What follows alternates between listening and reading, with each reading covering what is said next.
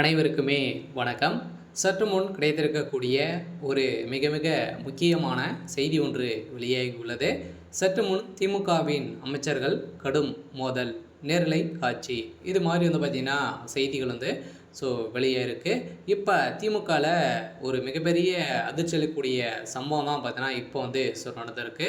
இப்போ 2026 சட்டமன்ற தேர்தல் வரப்போகுது.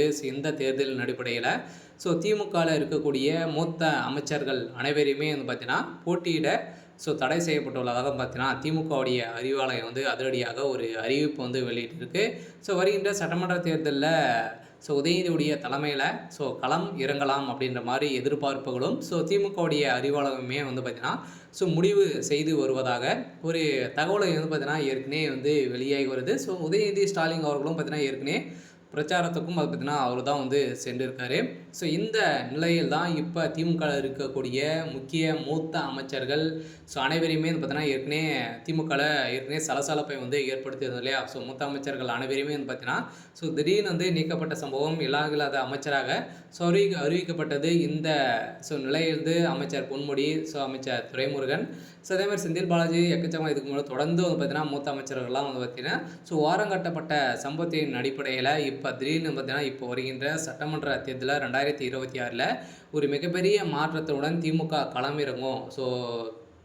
இளைஞர்களோடு தான் பார்த்தீங்கன்னா உதயநிதி ஸ்டாலின் களம் இறங்க போகிறாரு அப்படின்ற மாதிரி திமுகவுடைய அறிவாலயம் பார்த்தீங்கன்னா இப்போ ஒரு தகவலை அதிர்ச்சி அளிக்கக்கூடிய தகவலை வெளியிட்டிருக்கு. இந்த தான் திமுகவுக்கு ஒரு மிகப்பெரிய ஆபத்தாக இருக்க போகுது. சில திமுகவை பொறுத்த அளவுக்கு பார்த்தீங்கன்னா வருகின்ற சட்டமன்ற தேர்தலில் 2027 வெற்றி பெற்றது அப்படின்னா திமுக தொடர்ந்து ஆளுங்கட்சியாக இருக்கும். அப்படி தோல்வி அடைந்தது அப்படின்னா திமுக வருகின்ற 10 வருடத்திற்கு மேலே பார்த்தீங்கன்னா திமுக ஆட்சிக்கு வர்றதுக்கான ஒரு மிகப்பெரிய கேள்விக்குறியாகவே இருக்கும். இந்த நிலையில் தான் இப்போ திமுகவுடைய அமைச்சர்களுக்கிடையே ஒரு சில சலசலப்புகளாக பார்த்தீங்கன்னா ஏற்பட்டிருக்கு. ஏற்கனவே திமுக பார்த்தீங்கன்னா கூட்டணி ஒரு மிகப்பெரிய கூட்டணி வைத்து தான் ஒரு மிகப்பெரிய வெற்றிகள் பெற்றது.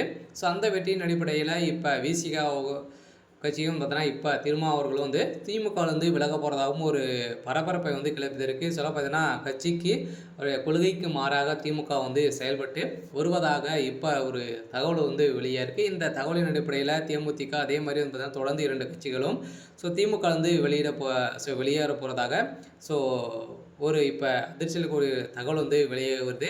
இது கன்ஃபார்ம் அப்படின்றது தெரியல. இருந்தாலும் திமுகவுக்கு ஒரு மிகப்பெரிய ஆபத்தாக தான் இருக்க போகுது.